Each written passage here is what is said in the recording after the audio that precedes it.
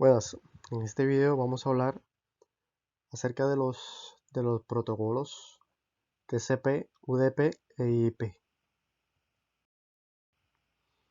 Para este caso, el protocolo TCP, este tipo de protocolo se encarga de lograr, está ubicado en la capa de transporte de nuestro modelo OSI, en el cual se pueden comunicar, en el cual se encarga de organizar la información que se envía de un lugar fuente hasta un lugar de origen. Este protocolo TCP realiza un encabezado particular en el cual tiene en cuenta los puertos tanto de la fuente como el puerto de destino. Además de esto, también incluye eh, unos números, en este caso una secuencia y una ACK, una ACK de confirmación, en el cual es necesario para TCP que exista una confirmación. Antes de establecer una comunicación, pues se realiza una comprobación entre estos dos tipos de dispositivos y eso lo hace a TCP muy confiable y de la manera más eficaz posible. Entonces, dentro del protocolo TCP, como estábamos mencionando, él requiere de 3 confirmaciones o de la siguiente forma. Primeramente, el cliente envía un, un número, en este caso un SINT, un bit cualquiera, al servidor. El servidor le responde aumentándole un 1 a ese SINT y enviándole un ACK. Este confirma el recibido y automáticamente este envía el ACK hasta este, y con este tipo de protocolo se establece la comunicación TCP. Entonces, teniendo en cuenta esto, vamos a tener una comunicación en la cual vamos a evitar cualquier tipo de error, porque siempre se generan errores y archivos corruptos. Además de esto, también vamos a poder lograr que los paquetes entregados estén ordenados de la mejor manera y que no que no se entreguen paquetes desordenados. Ahora, dentro del protocolo TCP tenemos un encabezado, el cual consta de 32 bits. Tenemos 32 bits de ancho y 20 bits de alto. Tenemos el puerto de destino, puerto de fuente, de donde sale, el puerto de destino, el número de secuencia, el que envía. Tenemos el ACK, el número, la longitud del encabezado, una reserva, un check y los datos enviados. O sea que TCP agrega este encabezado en gris que podemos ver a nuestros datos. Aquí podemos ver la comunicación, el SIM, el número de secuencia 200 y el ACK 101, y devuelve ese secuencia 101 y el ACK 201 para establecer un estado, para establecer la comunicación entre el cliente y servidor.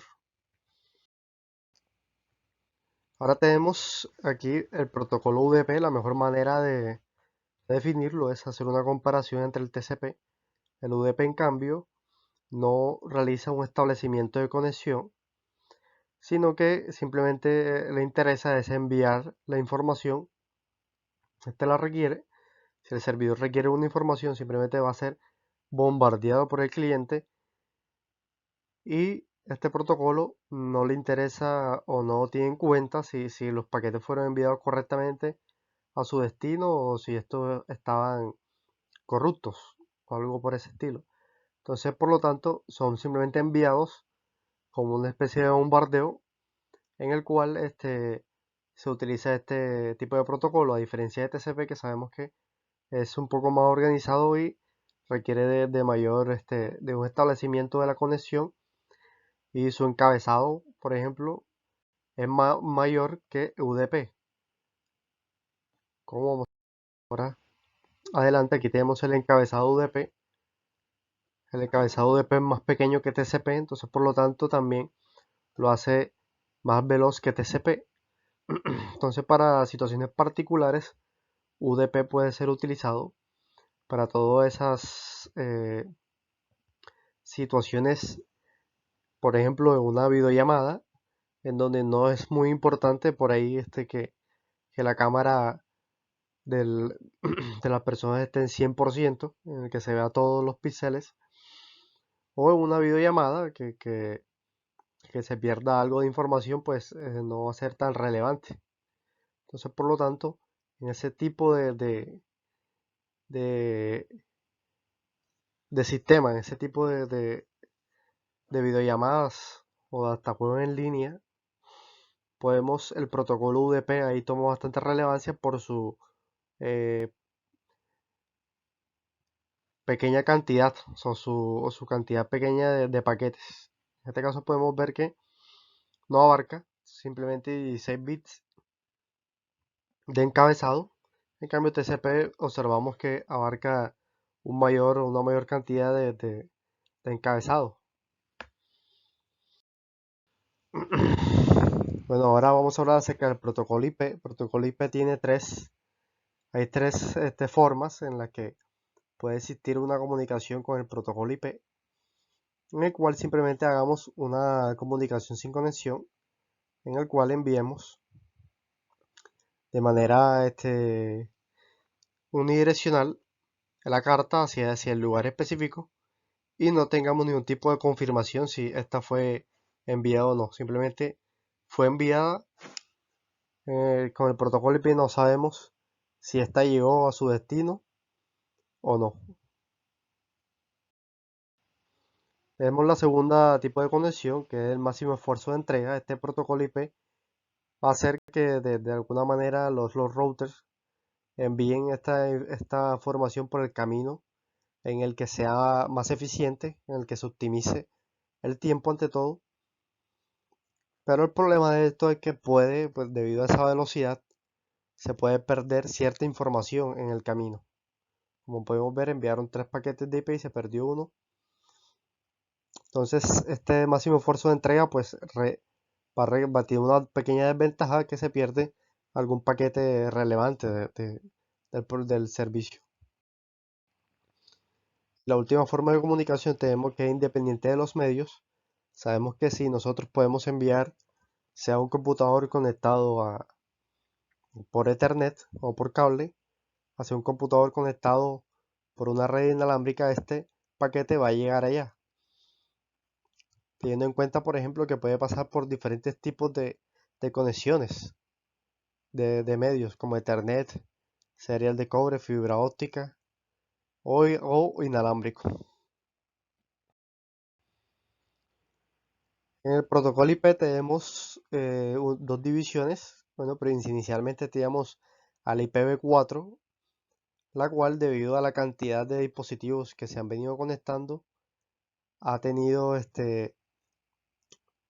un desuso, debido a que ya va a llegar el momento en el que la cantidad de dispositivos pues se va a intentar conectar a IPv6, debido a que esto utiliza una mayor cantidad, como eso pues funciona con números hexadecimales o con el sistema hexadecimal, pues tenemos una amplia variedad de posibilidades en este tipo de conexión. Entonces, por lo tanto, en el futuro se pretende que IPv6 surta toda la cantidad de direcciones IP que se necesitan.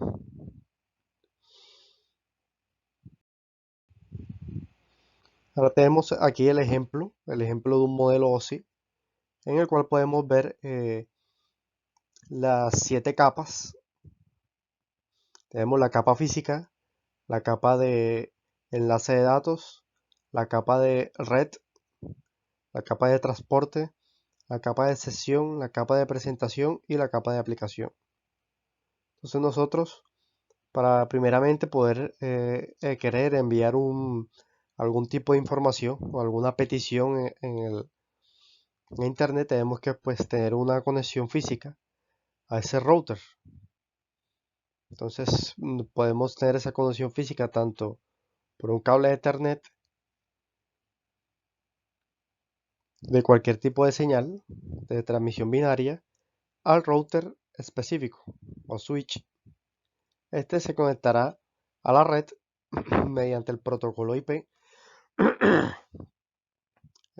Tendremos esa conexión a la red y pasaremos a la capa de transporte que con los protocolos TCP y UDP podemos establecer una conexión y enviar nuestra información a destino. Tenemos también la capa de sesión en donde hay un establecimiento. Tenemos el TCP.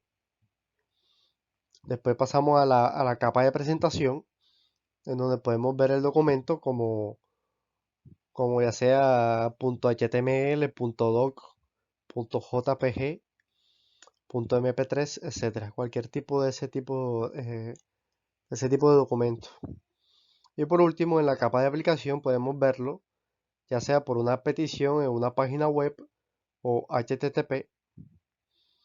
Podemos, sea por una vía email o por medio de la consola por telnet.